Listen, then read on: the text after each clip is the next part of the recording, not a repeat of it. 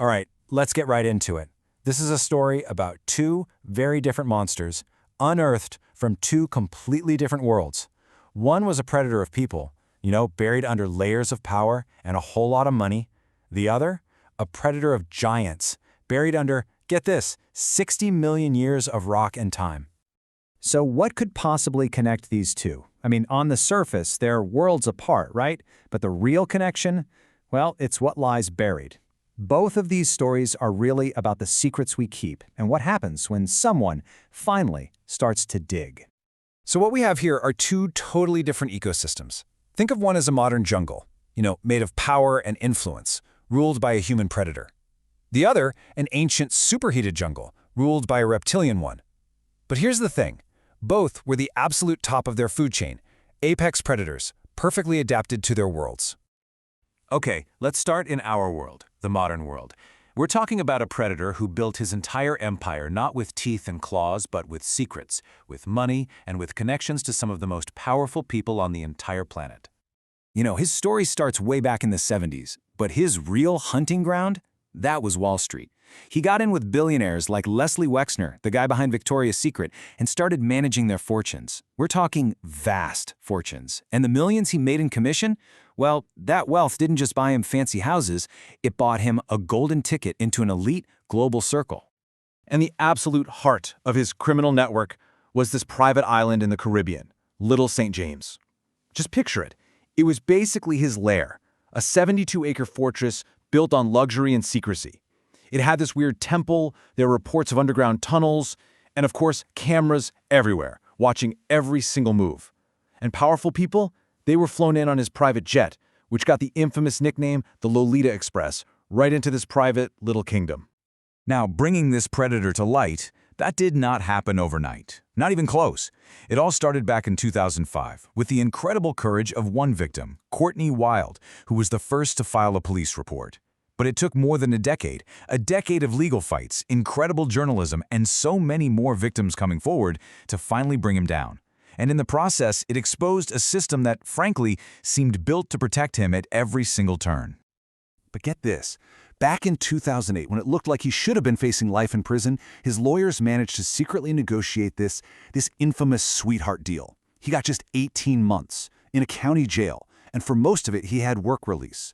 So he'd spend his days in his office and then just pop back to the jail to sleep. It's pretty clear this deal wasn't just about protecting him, it was about protecting his powerful friends. And those friends, well, they were a who's who of global power. I mean, the flight logs from his private jet reportedly had former President Bill Clinton on them 26 times. Donald Trump was a friend back in the 90s, and then, of course, there's Britain's Prince Andrew, who was accused of abusing a 17-year-old, an allegation that ended up costing him his royal duties. Now, a lot of these people have denied knowing anything about his crimes, but the records, they really show just how deep his connections went. So right before his trial was about to start, a trial where a lot of people were afraid he was going to start naming names, he was found dead in one of New York's most secure jails. The official story is suicide, but the circumstances, they're just bizarre. The two cameras right outside his cell, they malfunctioned that night. The two guards on duty reportedly fell asleep. And he'd just been taken off suicide watch. His death meant his secrets could have died right there with him, which you can imagine has fueled this widespread belief that maybe he didn't kill himself. Maybe he was silenced. Okay, let's shift gears. We're going to trade that jungle of secrets and power for a much, much older one. We're digging deeper now, way past the layers of money and influence, and we're going back 60 million years in time to unearth a very different kind of giant. So our story moves to Colombia, to this huge coal mine called Cerrejón. Now, this place is a total paradise for fossil hunters because millions of years ago, it was a sprawling, ancient rainforest. And back in 1994, a geologist picks up this strange object. And for almost 10 years, this single, massive bone just sat in a box, holding on to its colossal secret. It wasn't until 2007 that the truth finally clicks. The fossil makes its way to the Florida Museum of Natural History, and the scientists there compare it to the vertebra of a modern anaconda, and they were just stunned. The fossil was 3 times bigger, way thicker. That's when they realized they hadn't found a crocodile or a piece of a tree. No, they had found a snake of an impossible size. I mean, the scale of this thing is it's hard to wrap your head around. Using all their models, scientists figured it could be up to 50 feet long. That is longer than a city bus, and it's almost twice as long as the biggest snake we have alive today. Just incredible. And it wasn't just about the length. This thing was incredibly heavy. We're talking an estimated 1.2 tons. That's as heavy as a small car. And that sheer weight, it's what made it a true giant. An animal so massive, it probably would have really struggled to move around on land. So the big question is, how on earth did it get that big? Well, the answer is in its biology. Snakes are what we call ectothermic, or cold-blooded. Basically, they need the temperature around them to power their bodies. And a really simple rule in biology is this: the hotter the climate, the faster their metabolism, and the bigger a cold-blooded animal can get. In the Titanoboa, it was basically living proof of this rule. Its giant body was like a living thermometer. It told scientists that 60 million years ago, its home was this sweltering tropical rainforest where the average temperature was always above 32 degrees Celsius. That's 90 degrees Fahrenheit. So this ancient world was basically the perfect hothouse engine for growing a reptilian giant.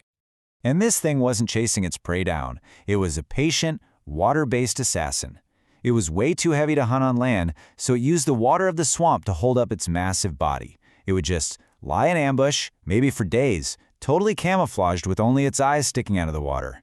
And when its prey, we're talking giant crocodiles and turtles the size of a pool table, came down for a drink, bam! It would strike with lightning speed, crushing its victims with over 400 psi of force. I mean, that's like having two full-grown elephants standing on your chest. Unbelievable. So, there you have it. Two apex predators, each perfectly built to rule its own world.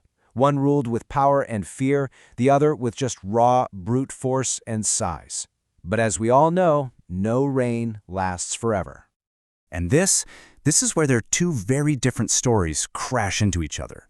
Both of these giants fell when their environments changed. For Epstein, it was the social climate that changed. The tolerance for powerful men like him just evaporated. The light of public scrutiny, shined on him by brave victims and journalists, became a spotlight he just couldn't escape. For Titanoboa, the change was literal. The Earth's actual climate started to cool down, and that hothouse that fueled its massive body, it just disappeared. It's kind of poetic, right? One giant's world collapsed when sunlight was finally shined upon it, and the others collapsed when there just wasn't enough sunlight left. So, when you put these two stories side by side, separated by millions of years, what do they really teach us? What's the takeaway here about secrets and discovery? Well, I think it shows that truth, it has a way of coming to the surface. It never happens all at once like some huge earthquake. It starts with just one small crack. For Epstein, that crack was one victim, Courtney Wild, finding the immense courage to file that first police report. For Titanoboa, it was one geologist, just curious enough to pick up a weird-looking rock. Both of these monumental discoveries, they started with one small, single act. So it really doesn't matter if a truth is buried by power or buried by time. It seems like it just can't stay hidden forever. You know, both of these predators absolutely thrived in secrecy. One behind this wall of influence and money, the other in the dark, murky depths of a swamp. And it kind of leaves you wondering, doesn't it? What other giants, what other truths are still out there, just beneath the surface, waiting for their moment to be unearthed?